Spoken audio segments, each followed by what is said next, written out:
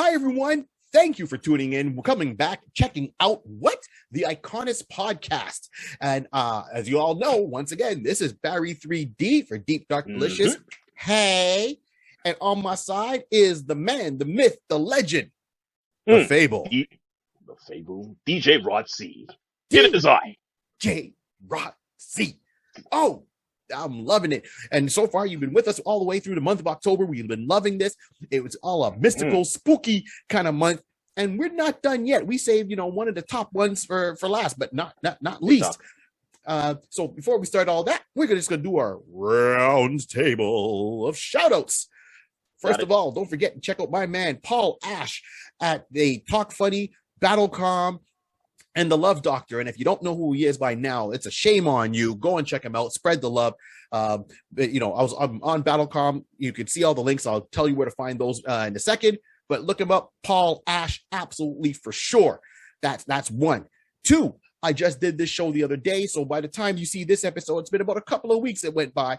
And I was on this show called Rat GTV, and that's with Zeus and Wingnut. So they are a great host team and they have a lot of stuff going on. So look them up, Rat GTV. I'm going to add theirs onto our Facebook page and the links and all that. A lot of fun, nerd culture, pop culture with news, and a touch of everything.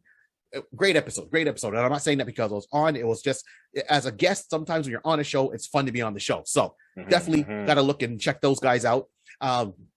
Also, we are going to give a shout out to the other comedy guys, right? My comedy brothers. So I got Rod here, but then there's also a touch of great comedy. We're in our season 2 with our madness. Well, don't know how it's going to go or whatever. We're going to start filming that really soon. So by the time this comes out, season 2 will already be out. So just backtrack and look. A touch of great comedy. You can find it on YouTube, Facebook, and you can find us live. We're doing a lot of live shows and try to capture before the winter months come around or in case we go another lockdown.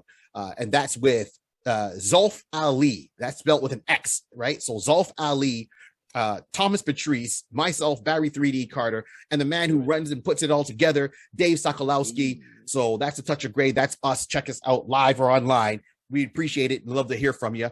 And then, of course, there's Jimmy English, or Jimmy England. He goes by those names, but he has his podcast. It's in season 2. It's called Back to the Balcony. Look for the microphone on the red background.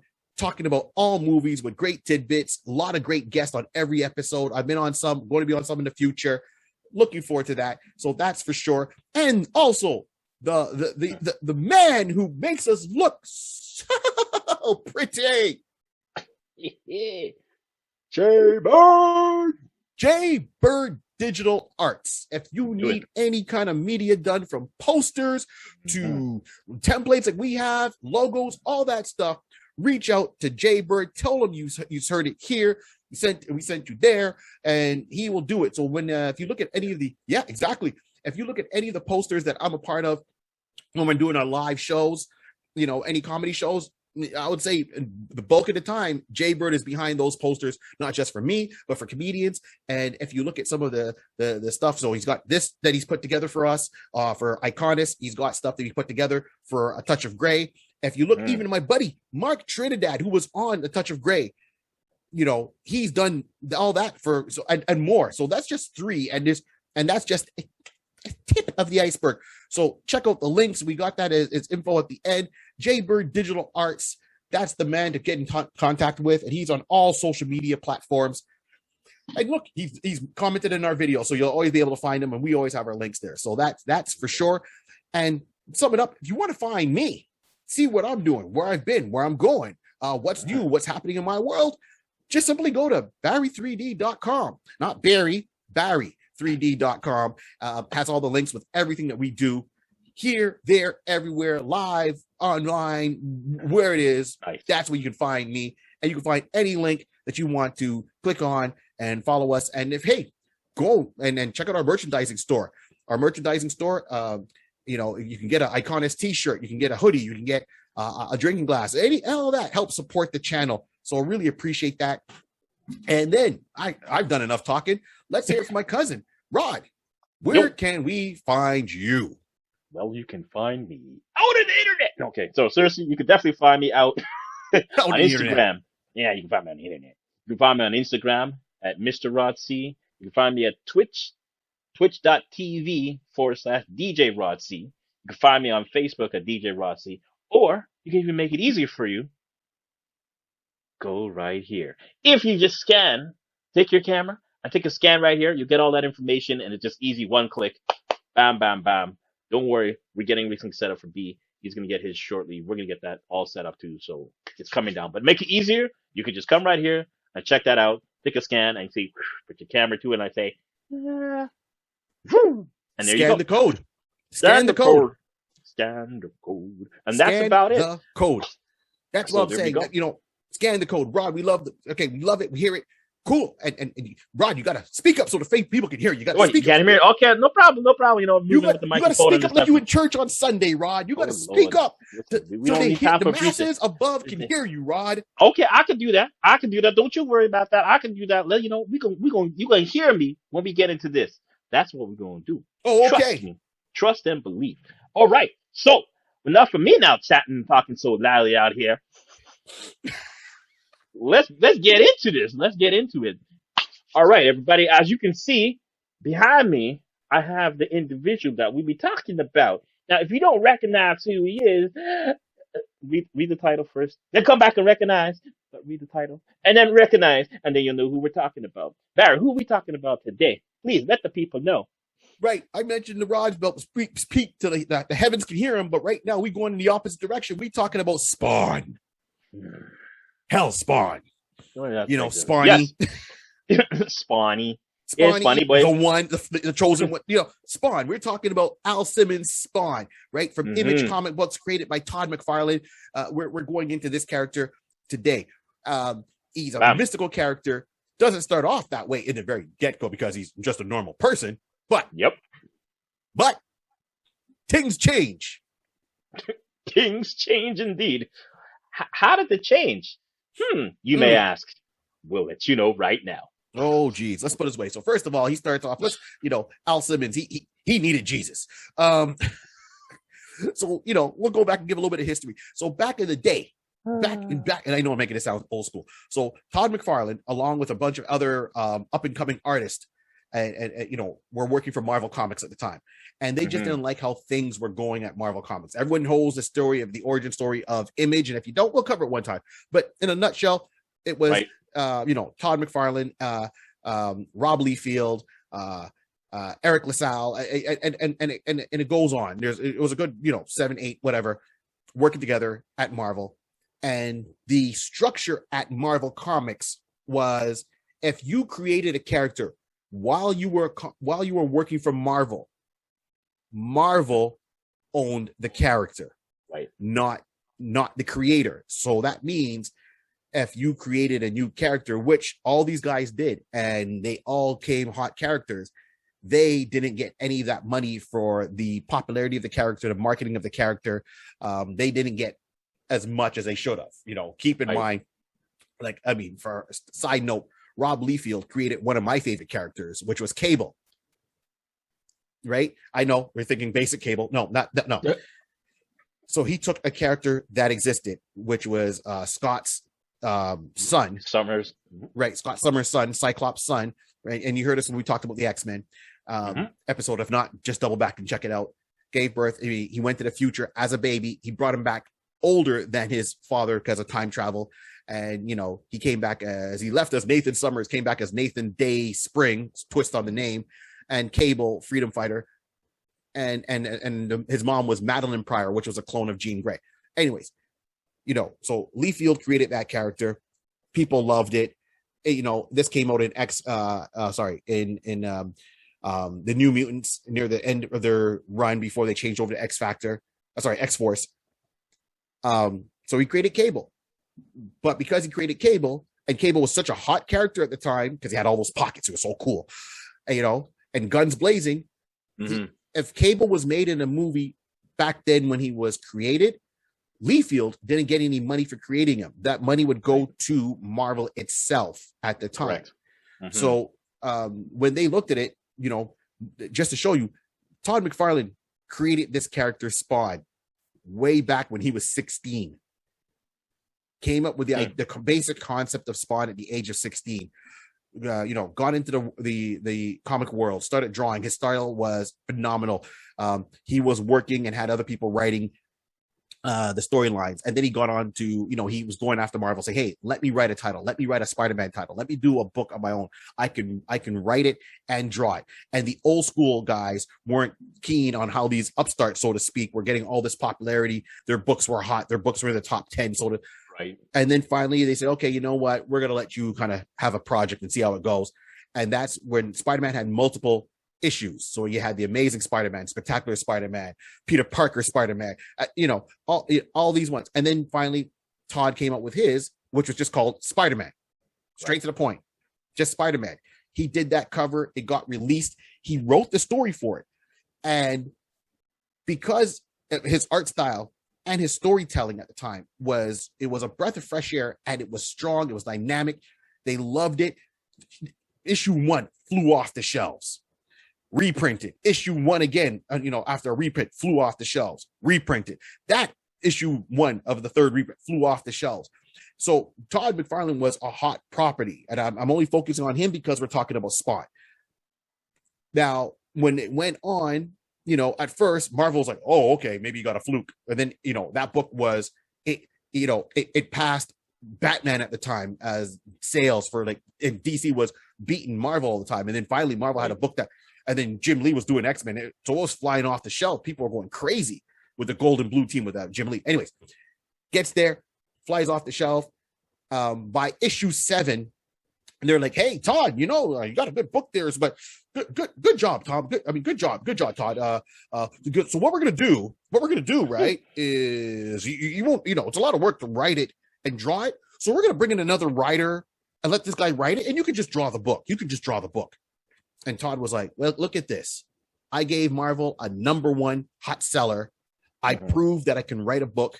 I proved that I can draw it at the same time. And now that you guys didn't think it would be successful, so it was just kind of a throwaway project. Now it's on fire, you want to take it away from me. I'm done.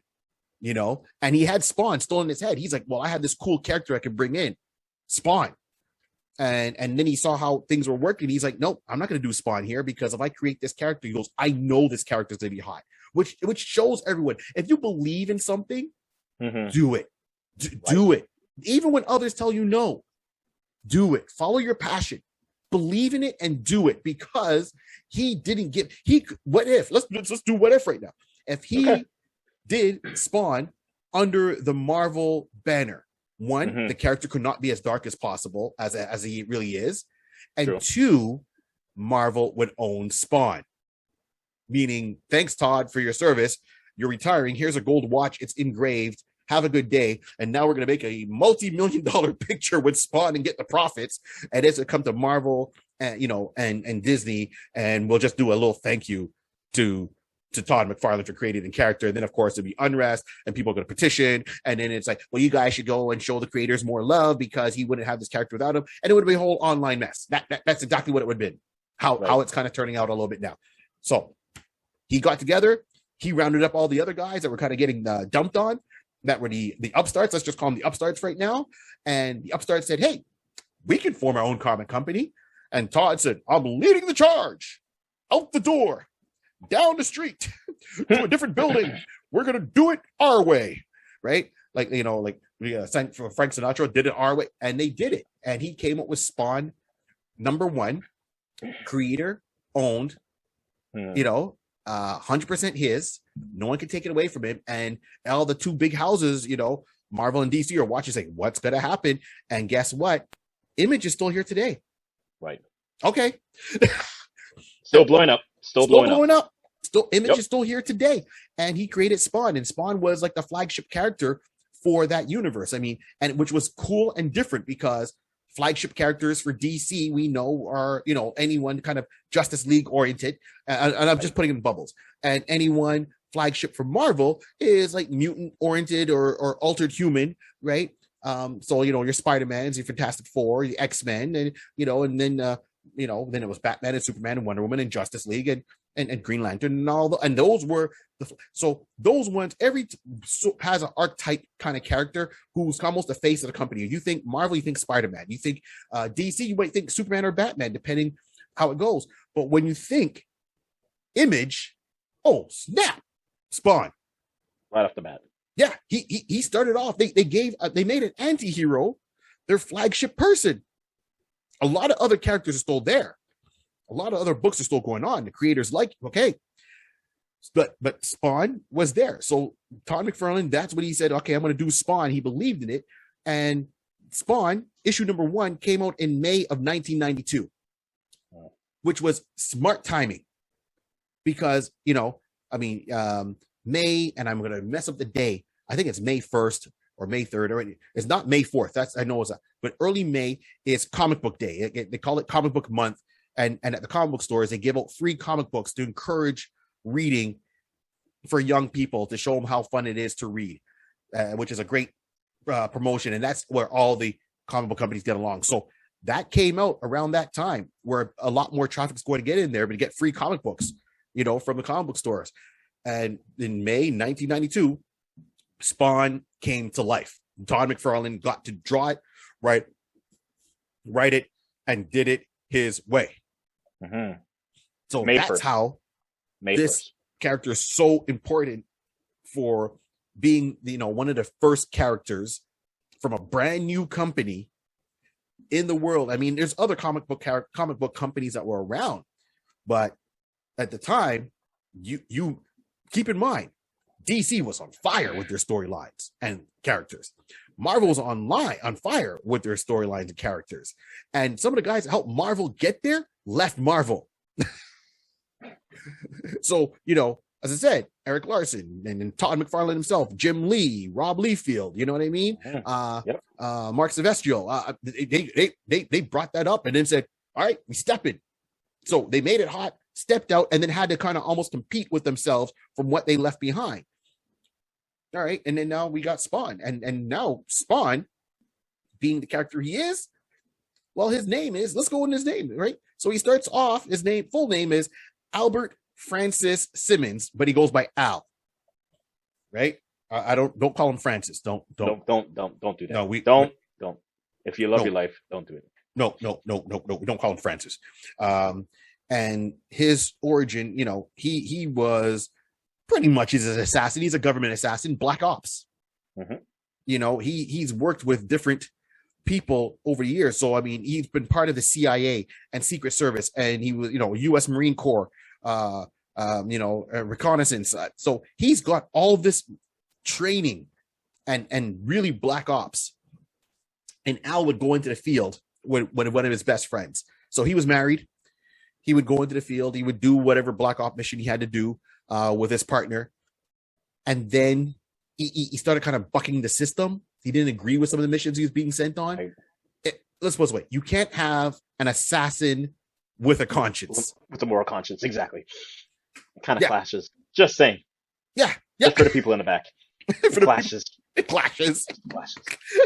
And exactly what it was. It clashed, right? Because he's questioning everything he's being sent on. So, for those who might not have read Spawn or don't know enough of Spawn, and you want to get an idea of what I'm talking about, watch the Jason Bourne series, The Bourne Identity. Very good. Good. Yeah. Good segue. Yeah. That's nice cut. That's the Bourne Identity. Very, very, a lot of key points similar to certain things, right? Mm-hmm. Assassin, moral compass starts clashing. A little bit of amnesia at one point, trying to figure out who he was. Right. And that's really the gist of Al Simmons. Yeah. Very good. How I see it. I mean, you could let me know in the comments below, but this is how I see it. And on one particular mission, he, his higher ups, his commander was kind of getting a little bit fed up with his always pushing back. So he reached out to his best friend who goes on missions with him and says, give him the retirement plan. Right. So let that sit in for a second. Your boss. You have a problem with your boss. And your boss now tell your friend who works in a cubicle beside you, come here. I need you to do me a favor. Mm-hmm. He's messing up the reports. Mm-hmm. Give him the retirement package. But I'm not HR. I'm not HR. You're HR today. Give him the retirement package. Let that sink in. You're doing your country good as best as possible. Your boss takes you out. I'm just gonna say. Now you can really feel that Bourne identity. You know, the Bourne Supreme. Right. It's the Bourne series coming in for full play right now. Right. Just saying for the people in the back. Just saying for the people in the back. Retirement package, huh? Retirement package, indeed. Yeah, there was a reorg going on in there. So, you know, if you work in a cubicle and you get the retirement package, you get packaged out. You walk into your desk one day, you get called into the office and say, "Hey, we want to have a meeting with you." I'm like, "Hey, what's going on?" "Well, we don't need you no more. Sign here, leave your badge there. By the way, here's your package that you'll be taken care of to X amount of date. You may leave immediately. We'll escort you out the building." But nope, you don't get a chance to say bye to nobody. Just walk out the building. Okay. When you're an assassin for the government, and the government tells you it's time to retire. First of all, they don't tell you it's time to retire. They don't bring you into an office. They don't sit you down and make you sign a paper. It's all of a sudden, it's like, "Hey, man, what's over there?" "What?" Lights out. 2 in the back of the head. Double tap. Double tap. I've seen Zombieland. I'm about to say it's Zombieland, man. Oh, yeah. And that's what happened. Get that cardio. You know, Don Juan of Killers, as Al used to call his best friend because he was a ladies' man, turned around and put 2 in the back of Al's head, killed him on a mission, and then he's like, "Okay, mission complete." And then, you know, I think the guy's named Jason Wynn, right? Turned around and said, "Okay, he's done. Yeah, let's just make sure." Fricassee, barbecue. What do you mean barbecue? Burn the body. Yeah. Burn, Hollywood, burn. I feel a riot coming on. What? Yeah. Yeah. Okay. So let's take it back again. Your boss just have your job done, and he just set you on fire. Listen, you just fired me. That's all you had to do. No. This is the extreme. He didn't fire him. Fire. Burning house. Right. No, that's the thing. You fired him. No. You got fired. Yeah, you got fired. We could just fire me. No. We're just gonna fire you on fire. You won't put you on fire. We'll fire you. Like that old school UTFO song, man. I love UTFO. UTFO, you know, burning bed, treat your woman right, or get that burn in bed at night. Oh, that's a fire. Treat her right. If you don't know who UTFO is, look them up, man. They got that song, Roxanne. Rod knows who I'm talking about. All you young ones don't know who I'm talking about. They had the songs, Roxanne, Follow the Leader, Burning Bed, Bad Luck Barry. I'm not even joking. That was a song that haunted me for a long time. Thanks a lot, Kango kid. Yo, Kango. Man. So, Burning Bed, okay? So, out in mission, out in the bush, 2 in the back of the head, burn the body. That's it. Al, next thing you know, eyes open up. And there's a demon something in front of him. And he's like, "Where am I?" And it's like, "Where do you think you are?" "You're dead." "What? Excuse me?" It's like, "You're dead. And because of the person you were, the actions you've done, let's just say, we like the work you did. We commend you. You sent us a lot of great people." What are you trying to say? Yo, you was a force for one of us. We sat there and watched what you did and praised it. Wow. By the way, you're not upstairs. Just to let you know. Yeah, you didn't take the stairway to heaven. You took the highway to hell. Come on, okay, that's nice. Good segment. Good show here. Yeah, I love my music, man. So thanks. First of all, Al, thanks, Francis. And that's the start of his journey, because he realized what he did. He was willing to he didn't want to die because he had someone that his wife, he loved his wife, didn't want to leave her. So he made a deal with the devil. And I know the devil's name it's got a, wow, I'm going to mispronounce this name in a minute. It's oh my gosh. You know, when you sit there. Yeah. Malebolgia. I'm doing the same thing. Malebolgia. Yeah, you can Close enough. Right on. There you go. So that's their version of the devil in Image Comics, and said, look, I wasn't a good person. I understand I was only growing a conscience near the end. I thought I was doing it for my country. Thought I was doing the right thing, even though the actions were dark. I understand it. I've done wrong. I'll pay my price. But I just want to see my wife one last time. I mean, I went on this mission expecting to see her one last time. Let me see her one last time. And okay, we're good. And it was, oh, really? And it's like, yeah, I was like, I'll do anything to see her one last time. Okay. For reals? Yeah, man. Now Al, Francis, he could have been a lot smarter. You're making a deal with the devil. If you say, I want to see my wife one last time, I'll do anything. And he says, okay, yo, that ain't okay. Yeah, come on. Rethink what you think. You know that contract. Come on, son. All them years, you know him as the trickster, the liar, the manipulator. There's nothing good about him. You understand that? And you're going to turn around and say, I'll do anything. And the manipulator just looks at you and goes, okay. No problem. Yeah, you know how fast he's formed about 5 scenarios, how he's just screwed you over, but Al was willing to take it because he's not a stupid guy. So he said, okay, fine, I'll do it. And he goes, all right, send you back upstairs, man. But you're on borrowed time, son. There's interest that come with that. I'm worse than Visa. I'm worse than MasterCard. You know what I'm saying? You don't know. What's in your wallet? Not your soul. I got that. So go on. Sends him back up. Gets back up there. Al turns around, and now he wakes up. And when he wakes up, he's like in an alley. He looks at his body. His body's still burnt.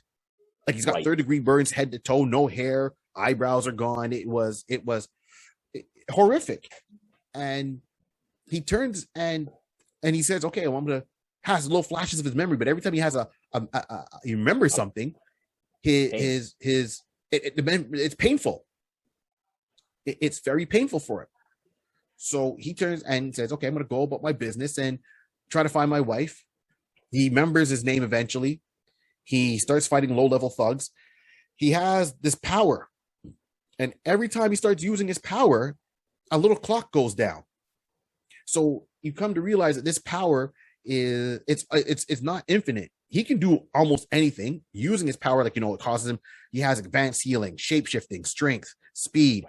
But and then his costume is like a symbiont also that can, and it has chains on it, and a flowing cape has a mind of its own. So he's got all these powers, his arsenal, but he can't remember everything fully. And when he tries to remember and he gets little flashbacks, it gives him like an ultra like migraine. But eventually in time, he remembers his name is Al Simmons. He remembers what he did, what he used to do. Remembers his friend that killed him off, the Don Juan of killers, as he used to call him. And I'll get to him in a minute. And he goes back to his old job, his headquarters. He breaks in there with the skills that he already has on top of his powers. He's able to easily break into the building, find his records of himself, realizes his full name, finds out the name of his wife again, and like he wanted to see. So the devil said, yeah, you can go, but took away a lot of his memory. So that's shaft 1. Right. Finds his wife, goes to visit her. But remember now, he's all burnt up. But with the power, he's allowed to shapeshift. So Al Simmons is clearly African-American. No question about that. Born black, dying black. Well, sorry, born black. Born brown. He died charcoal, right? They burned him up so bad. He died charcoal. So he went different shades of, he got 50 shades of gray. He went like 3 shades of black. Yeah, I know. Bad joke. So he goes to see his wife living in the suburbs. And then, he goes, I can't go like this. I'm going to try to use my power to shapeshift. So he shapeshifts into a normal form to a blonde hair, blue eye, white guy. He can't change back to his original form. He can't change himself back to being black. He's now white. That evil trickster him, you. Oh, Aku, the power you do, yeah. So changed him to a white guy. Go figure. And now, first of all, that's a shock for Al, because Al's like, wait a minute, what? What do you mean? Oh no. I went from Tupac to Mr. Rogers? What the heck? neighborhood, son. In friendly neighborhood. That's shaft number one. And no matter how hard he tries to go back to his original body that he remembers about how he wants to look, he can't do it. And it uses up his power, some of his power. When he finally sees his wife, I think her name's Monica. I'm so bad with people's names outside the main characters. The wife's name is Terry. See, I remember the dog. Let's see. Yeah. I should have had that in my notes. No, cool. Why? Yeah, but see now I'm scrambling. See, these things happen. That's what happened when we recorded, right? So actually, Ron can check me out. But he goes back to see his wife's name. Yeah, you think the wife's name? I would go and know the wife's name. That would help with my storytelling. I said I only do comedies. I can make stuff up as I go. Wanda. Thank you. Wanda. I know it. Yes. Oh my God. Yeah. France. Okay, so he goes to see Wanda and Monica. Wow, I gotta stop mixing universes. Okay, so he goes to see Wanda, and when he goes to see his wife Wanda, he sees a little girl run out named Cyan, right? And I'm like, huh? When he left his wife, there was no child involved. There was no youth. What the deuce? What the deuce? There was no youth. There's no youth. No youth. Now there's a little pygmy running around, and it's like, wait a minute, who's she? So first of all, now he's white. He sees his wife, sees a little child, and then he sees another one of his friends, this guy Terry, and he finds out that his best friend. So his best friend in civilian life, right? Not the Don Juan of killers. Terry, who had nothing to do with his death, married his ex-wife.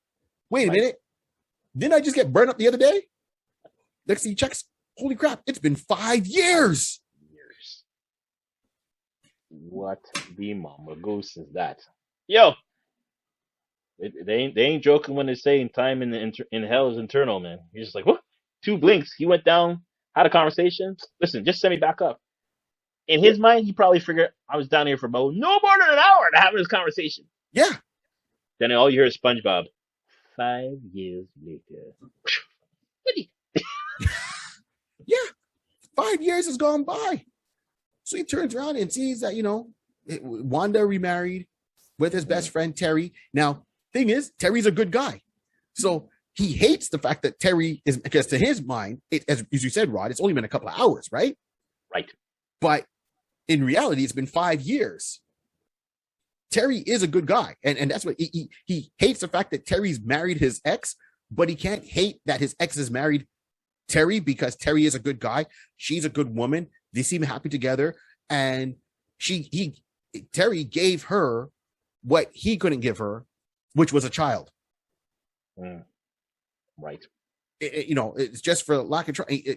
They touched on it. I can't remember if they seemed like he was kind of impotent or not, but they couldn't have a child, and all of a sudden they have a child. So the devil, really put the screws to him. So that they're starting off is so much to go with. And he turns around and he kind of keeps an eye on Terry, and keeps Terry out of trouble because Terry starts investigating and comes across things to find out how Al he didn't know Al was killed off or betrayed, so to speak. And then he comes across paper and documents because of it. And then at the same time now, Jason Wynn, their boss, is still around. So, Al's trying to keep, Al /Spawn is trying to keep his best friend Terry safe. But then he's like, wait a minute. Well, if I was out in the field, I know when I was out in the field, there's someone to put 2 in the back of my head. Who was it? So he starts doing his own investigation, right, and try not to leave a paper trail for Terry to find out. So then that's when Al finally turns around and realizes that the one that killed him was, as he called him, the Don Juan of killers. Right. Guy he's like Vega from Street Fighter, very vain, thinks he's really good looking. Ladies gift, ladies man, gift the women, prides himself on his appearance, right, or has a different woman every night. That's how he goes about. So he goes to deal with him. And when he goes to deal with him, he tracks him down, sees him. He's having a night out with the women. And now I think this happened in a mini series that was drawn, and correct me if I was wrong. This is a mini series drawn by Jay Lee. I think it was Chapel. And that's who it's it Chapel. was. It's Chapel. Yeah, it is Chapel, right? Yeah. I think it was a Chapel miniseries. So you see, after he goes through certain adventures, he finds, Mr. Don Juan, not Terry, the guy who ended up killing him off. Chapel. Yeah, which is Chapel. I'm trying to find Chapel's real name here. Oh, Bruce Spinson. Thank you. So he goes, tracks down Bruce. Bruce is having a night with some women and all that. He catches Bruce, the night after, after he's done with the women and da. Bruce is like he's a douche.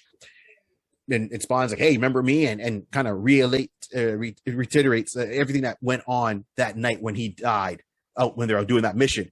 And that's when Bruce realizes, wait a minute, Al? He's like, yep. And that's when he takes off the mask, he sees the burnt up face, and he's like, oh my God, you're supposed to be dead. I killed you. He's like, I know, but I came back.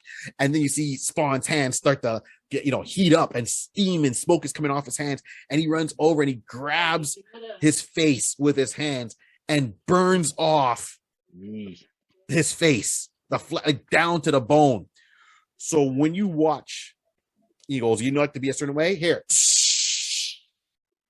So when you read the Youngblood comic book and you see Chapel in there, and he has like a painting, it looks like, a white, part of his face all in white, and it's got like the skull from like a skull and crossbones, and it looks like a skull. That's not paint. You find out that he had to kind of do that to kind of hide the fact that Al burnt off part of his face out of revenge for killing him. Because he says, I'm not going to kill you. Killing you would be too easy. You're so vain, you're caught up in your looks, that I'm just going to destroy the one thing you love the most, your face. That's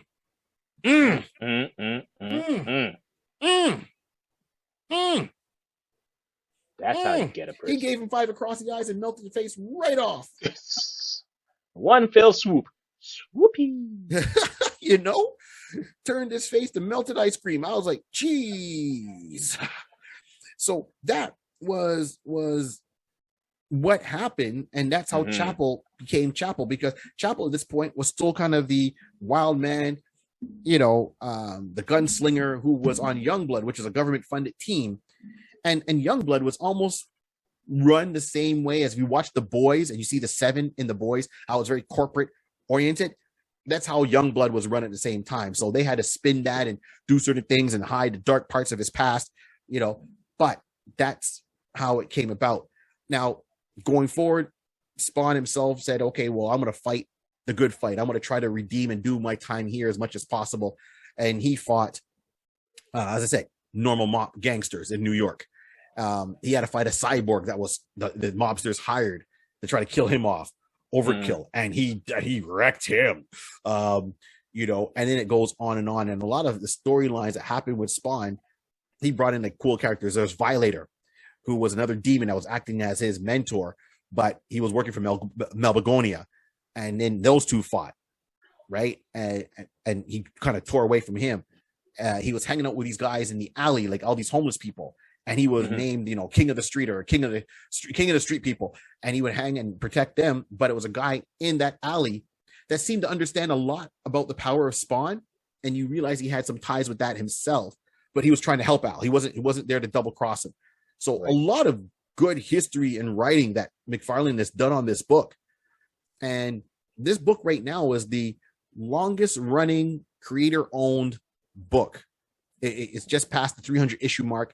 It's had a lot of spin-offs, which I like. It's like and it's really dark. Like, it deals with, I said, with, okay, he's an assassin himself. Deals with, one guy he had to fight was a pedophile, a serial killer pedophile that he had to deal with in his storyline. So it's very dark. It's very R-rated, but it's still great story writing. Right. And the art is good. And the only book that, he's running, okay, Todd McFarlane behind this book. Because of that, you got Todd McFarlane toys. You got Todd McFarlane, there was a cartoon. There was Spawn was in video games, Mortal Kombat, he was a lot of places. And the only book that's right behind him, second place. Now, to me, I think this book should have first place as creator-owned creator content, is Eric Larson's Savage Dragon. Right? Because the only difference between them is, I think, there is like about 10 issues.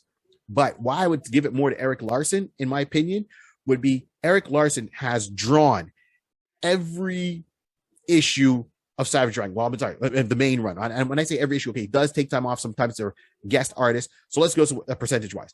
I would say he's drawn 98% of 250 something issues of Savage Dragon, where McFarlane has not drawn that much of the 300 issues that have been out of Spawn.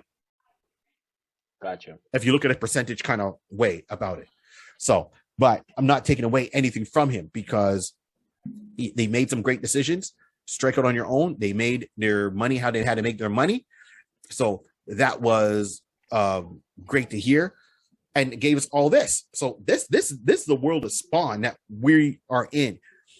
So let's he had to, and then he had the movie. They tried a live action movie, right? I watched the movie. So and before I get into the movie, so there was another character called Angela, who was in the Spawn series, and Angela was from heaven, hunting down any hell spawn that come to Earth just to keep the balance. So her and Spawn were destined to meet, destined to fight. She would hunt them down for sport. For this Spawn, because there were spawns all before, you find out there was spawns in the Old West and medieval times and so forth. Right. This Spawn, she couldn't beat down. And then the creation of Angela, there was like a legal issue, and I don't know all the aspects behind that. You can look it up. But Angela was taken out from the Image universe and then put into the Marvel universe, and they intertwined her story that she was the long lost sister of Thor. Oh, yeah, they made her like a Valkyrie, long lost sister of Thor, and that's where she is right now to present day. So that's one. When they came up with the movie, the Spawn movie, once again there were some issues with Chapel. So they couldn't use because of Rob Liefeld and was having issues with, I guess, the rest of the Image. So they couldn't use Chapel because they got rid of Rob Liefeld at the time when they did the first Spawn movie. So they had the first Spawn movie with Michael J. White, Keith David. I think Keith had a role in it. Right. Yeah. And I know one plays that role, the pest there. Spanish Latino actor. Oh my gosh. John. I know. Yes. John Leguizamo. Yeah. Thank you. Yeah. Thank you. Yes, John Leguizamo. So they were in the original one, and they did a great job. I think they did a great job for it. It just didn't go over. Chapel was supposed to be in there. They had to pull Chapel out, and then they had to substitute it with a brand new character for the movie that they then retconned a little bit to put into the books because of Liefeld departing or being told to depart. Image. Yeah. Depending on what side you take, he says he left, others say no, they let him go. Not getting in that debate, just saying bottom line is his character was interwoven with Spawn. He's not there anymore. They had to kind of fill that gap. That's where the live action movie came out at the height of Spawn mania. I mean, people were going crazy for Spawn. So, now I know Spawn is slated for a reboot. Reboot.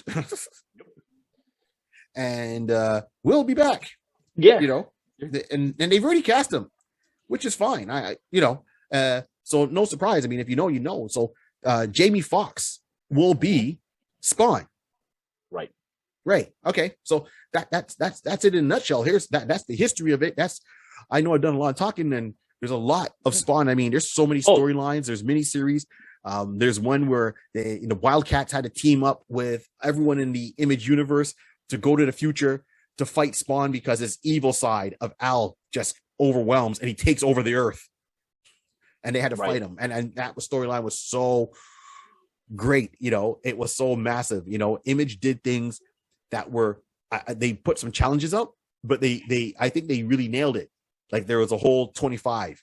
So all the books they had going at the time, let's say if the book was really chronologically, let's say at issue 10, then the next issue would come out would be issue 25. And then it would go back the following month to issue 11, because what they did is like, hey guys, here's issue 25 of every comic that we're putting out. So let's say Spawn issue 25, Savage Dragon issue 25, Union issue 25, Wildcats issue 25, right? And then you read the book, and you're like, wait a minute, first of all, what's going on? What? And then the fun was you had to buy each issue after that up to issue 24 to see how issue 25 happens. Happened. So they gave you something out of chronological order. You had it. It was an official book. It does fall into the official timeline. You read them in order, it works out, but they re-released it. They released them earlier. So all that led up to what was happening with that universe. Spawn was a key player in all of that. So interesting. I'll say it. Interesting. Yep. What, Rod, what's your take on all this? Well, you know what? I just want to add a couple of little things too. Yes, now, please. When you were talking about the movie and how things were changed, so one quick thing, like what's different in the movie, because I remember in the movie and what you're saying, I remember that's right, it was different in the book. So when Spawn, basically, he came to Earth, he was brought to Earth, and is more of he was a Hellspawn, more like an agent, more like a warrior for any, you're doing anything bad, you help bring down some more people down, that kind of thing, what the hell. In the movie, he was supposed to be, the devil had given him the charge of leading his hell's army to Earth. So that was the only difference, because it wasn't like that in the books, but it was that in the movies. And one quick thing that had the similarity was a particular guy that in the books and / even the movies, he came across this particular guy named Cogliostro. Right. Cogliostro. So initially, his first appearance, he came as as a homeless man, and but realizing he was turning into he basically was turning into like a mentor, in a sense of just giving some instructions to Spawn, not Spawn not realizing, but then was later informed that Cogliostro was a previous Hellspawn. Right. So he was a previous one, but he did a similar ways where he was kind of going against the devil's direction of killing people and sending people down. So he was the one who informed Alice, saying, listen, use as least amount of your powers as possible, because the more you use it, the quicker you go back down to the basement. So he was the one who gave him that instruction and basically said, you can use your power for good, and when you draw on it, you just have you have a limited amount of energy source, and you make sure that you don't use it. If not, you'll be condemned back to hell. So this, because I know you mentioned it before, but we didn't go into it, but at least to say, hey, who told him not to use his powers as much and why? So at least just to give that little touch of the necroplasm, and that's what necroplasm was the power that he used. That's basically what the title of it in the image, / Spawn, realm of the world that was at. So just to say with that, Spawn to me was, listen, when you read, you know what, it's going to be sounding weird if I say it this way, but when you start reading Spawn to me was the same type of original type of story of darkness, was the same way if you ever go back and watch the original writing for Teenage Mutant Ninja Turtles, that was just black and white, and that was just dark. You're like, what is this? This is so left field that just took you in the back and just say, listen, we got something for you, little boys. Come on, little girls. We got something for you. It was completely different and just messed you up. And I'm like, is that allowed? Am I allowed to read this? Am I going to get in trouble to read this? Don't let anybody see. Don't let anybody know. It's true. But that was just the wild imagination of Todd McFarlane, and how he just kind of dropped his mental bomb on people and just took them to like, I don't think we're allowed. They're still selling. People buying. Keep doing it again. See you in issue 2. See you in issue 2. Exactly. So issue 2, issue 3, and as you hear, going for 300. I think people like Spawn. Just gonna say. So I'm like one of those people that I read that. Then when it came to the movie, like you could see the differences and everything like that, but it gave you that but the early days of the anti-hero. There wasn't a lot of anti-hero movies back then. No, that I can really think of that made you. I know the last time when we had our last episode, we touched on to Blade a little bit, and you can see that was around that. That was 92, so that came out first. Blade came. When did Blade come out? I can't remember when Blade came out. Blade came out in the same type of time frame, but there wasn't a lot of anti-hero type of characters that made it to the screen. So you can just show that someone who may be leading a life of crime or something just evil, seeing his morals kicked in, and like we said earlier, having a morale, having morals, and being an assassin, that don't mix too well. Was just gonna No. say it doesn't mix too well. Very few people can do that. As you go to Mortal Kombat, it's the Scorpio. It's a, Scorpion. I Scorpion, think yeah. Scorpion Yeah. is another one. Another one now. They're definitely showing that type of anti-hero type of mindset as well. But Yeah, it's but great see, that you can. It's great that you see that. That's what I like. Like you. It's not everything is defined as being, hey, the good guy, the bad guy, the bad guy. You can actually have someone who just says, you know what, I I I don't like the way this is going down. I'm just changing my direction. right. So put you on note. So Blade, the very first Blade movie with Wesley Snipes came out in 1998. 98. See? Wow. Right. And Exactly. no, and this came out. It started writing in 92. The movie Uh-huh. came out in 97 or 96. 97. 97. So this Right. came out a year before Blade. Uh-huh. So you can see that was a nice transition of anti-heroes coming, black Yeah. leading characters, anti-heroes. Was an extra little woo. You don't normally see that. There we go. So Blade, as I said before, was in 97. Sorry, in 98. So 98, Blade was like the godfather for bringing out the Marvel. Marvel universe, the cinematic Mhm. universe. That's what I'm talking about. Let me be very clear. That's my opinion. Right. Spawn the year before. So pretty much two black guys being anti-heroes were setting the charge. Right on. We're rebels. So with one nation, with Spawn coming out, what is different is Spawn was an anti-hero from the get-go, and he was the main flagship person for the company. Image. For Image. You think Image, you would think Spawn, right? Not taking away anything else from the other characters, but at the time you thought Image, you thought Spawn. There was a lot of hype around all the first issues coming out from the different creators, and who was going to come out, like Shadowhawk and, as I said, Savage Dragon, Youngblood, Stormwatch, and I have my favorites with all, but but Spawn led the charge. So as I said, Marvel, classic hero as their front man, DC, classic hero as their front person, right? Image, anti-hero, and that's what they did. That's what they did. And here we are. So now it brings us, we know, Michael J. White, I want him, any movie that now is going to be in Spawn, I want him to show up in Spawn somewhere or the other. No matter what, we need a passing of the torch. So that's one. Two. What do you got, Rod? Listen, right off the bat, the last person I just spoke about was Cogliostro. What if they make him Michael J. White? Smug face. Rod's got smug face. Go on. Do it. That was a dirty thought. There was a dirty That's thought. right. If they can make that, that will be the most beautiful thing, because, again, Spawn is still going on right now, being an anti-hero. He hasn't used up his, I can say, like I just said, once he used up his powers and depleted all his powers, he goes back to hell. So we just basically say he's still on Earth fighting crime, the good fight.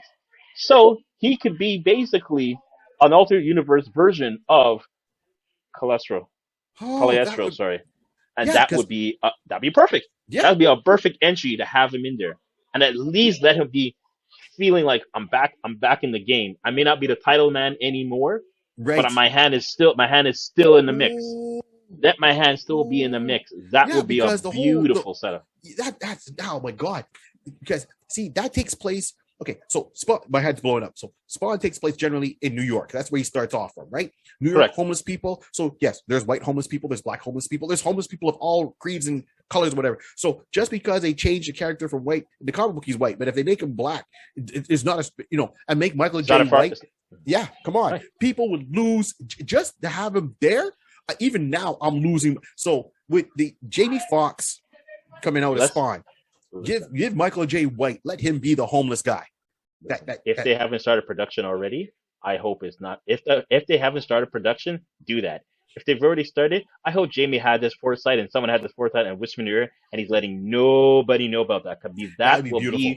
That'll be biggest, the biggest eye blower. People will be Pop. standing up and just, well done, touche.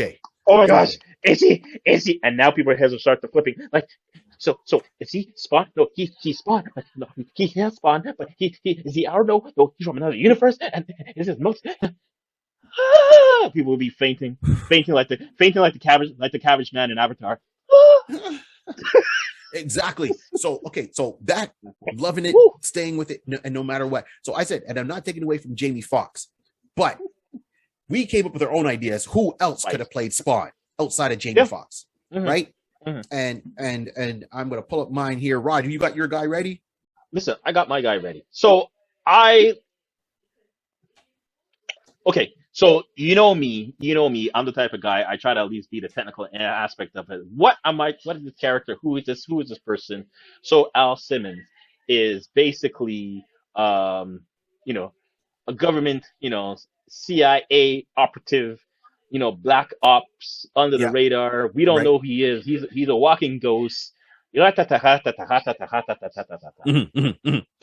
I'm going to go that this person has to be physically fit, able to, to take down, my rifle's jammed. I'm out of bullets. I'm still going in. Sort of like somebody who we won't say who playing Dungeon Dragon.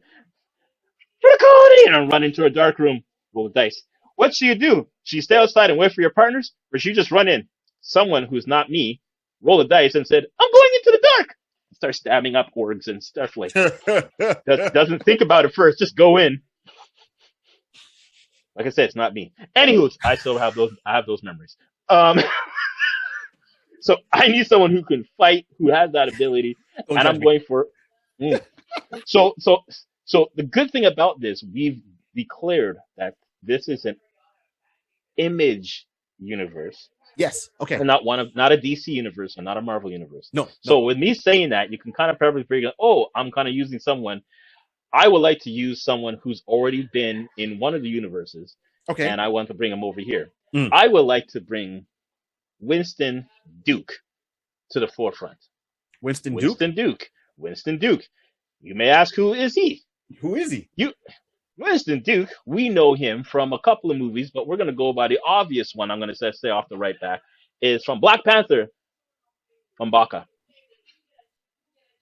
We will eat your children. What is it? The gorilla warrior. Oh! Breathe in. Breathe out.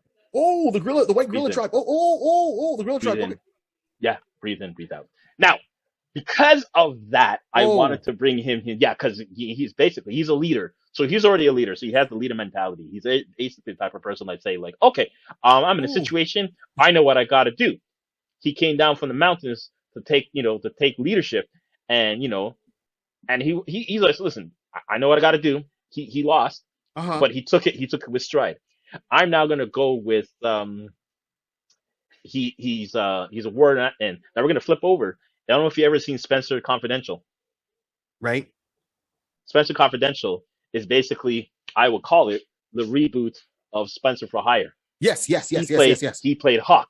Yes. He played Hawk. So Hawk is a no guns. Listen, I'll tell you right now, every time I watch, shout out to the original Hawk. Every time I see him on Deep Space Nine. Yes. Oh my gosh. I'm like, man, just come on, hawk these people, man. Just hawk these people, guy. Hawk them.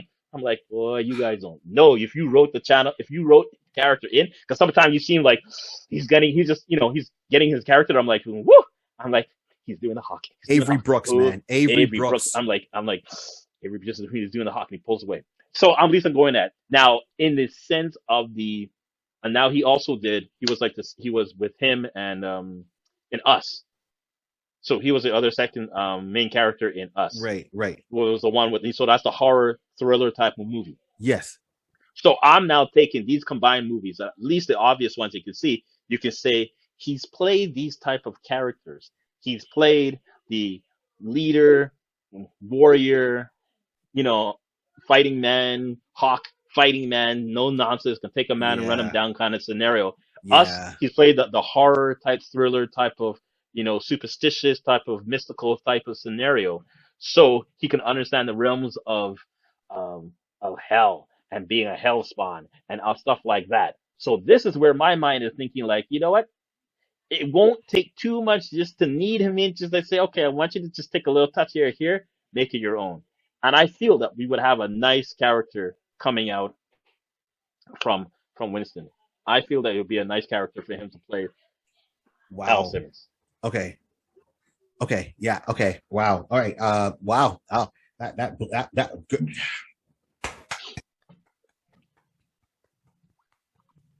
All right. All right. All right. DJ Rod, my cousin, coming out with taking no, he clubber langed me, man. Holy. All right. Taking no prisoners. No prisoners. That's Balboa. That was like Barry. Oh, wow. What do you predict in this match? It's like, what's your prediction in the match? Prediction. Yeah, prediction. Want to know what prediction? Pain. My ribs. I thought we were family, man. Jesus. You know what? I know. Jamie, if you're watching this, Jamie, if you're going with my choice, go with my choice. But if anything, make sure he has that line in there. Prediction, pain. Just get that in somehow. If you can get Al Simmons to say that, I'd be like, I'd be like the Cabbage Man from Avatar again. And just foaming at the mouth and just drop. I feel faint. It's over. Okay. All right. So I ain't no slouch though. I ain't no slouch, and I ain't done yet. That's what I'm saying. God, bring the A game. You know what I'm saying? A game, bringing the A game. Old dance name. So here we go. We're gonna break this down. So I got you. I feel your choice. I like your choice. Wow. And I'm definitely on board with Michael J. White coming back to be the homeless guy that mentors him. Okay, here's my choice. My choice is he's an actor. Got a lineage of good acting genes in his repertoire. He's been in movies. He's already headlined movies as he was the main guy in blockbuster movies. He's worked his way up, and he didn't let his lineage. He didn't use his lineage to his advantage. He went undercover, and people didn't even know his lineage. You understand that? Yeah. Good call. I thought. All right then. All right. I thought of him too. You think you know what I'm going with? I know you're going with D. I know you're going with DJ. Oh. Okay. Yeah. I'm going with John David. Sorry, John David. I know. That's right. I know what you meant. Yeah. DJ. John David Washington. Who's John David Washington? Well, let's just say his dad is Denzel Washington, and you've seen John David Washington around because he was in the movie Tenet. That was a good one, right? Christopher Nolan movie with Robert Pattinson. He was in that movie. If you watched Ballers with Dwayne Johnson, he plays a football guy in there. If you watch Black Klansman, he was the main guy in Black Klansman, right?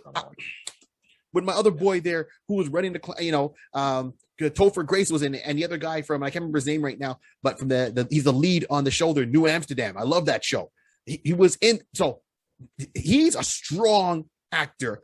Clearly, he has no problem doing any kind of physicality because he's played a receiver in a football series. He's played an agent in Tenet.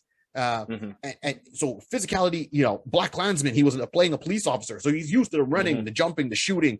He looked like he could fight.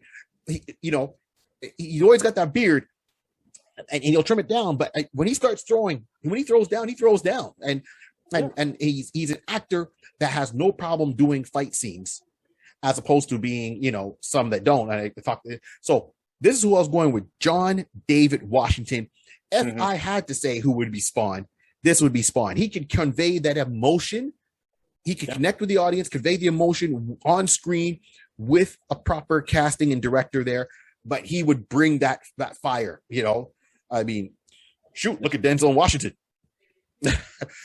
Apple don't fall far from the tree. No, completely. I'm with you. I'll tell you, he was on my short list. He was on the short list. He was on my short list, and that's why I could like. As soon as you said a couple of things, I'm like, okay, I see where you're going. I'm like, I can't break it in, but I couldn't hold it in. I know who you're talking about. So yeah, he was on my short list too. And I completely agree. I completely agree that he does have the ability to portray the emotional side as well for, Al Simmons being, you know, uh, mentally lost for a second, trying to long for his wife, making those type of, convey type of actions of saying like, listen, I'm doing whatever I gotta do to see my wife for the last time. The Yes. last thing I do, seeing that if you can play smart and try to out trick the devil, and as I say, the devil's in the details, and that's why he's like saying, I'm gonna change it to my normal self. Wait, I don't look like myself. Devil's in the details. He's like, do me, sucker.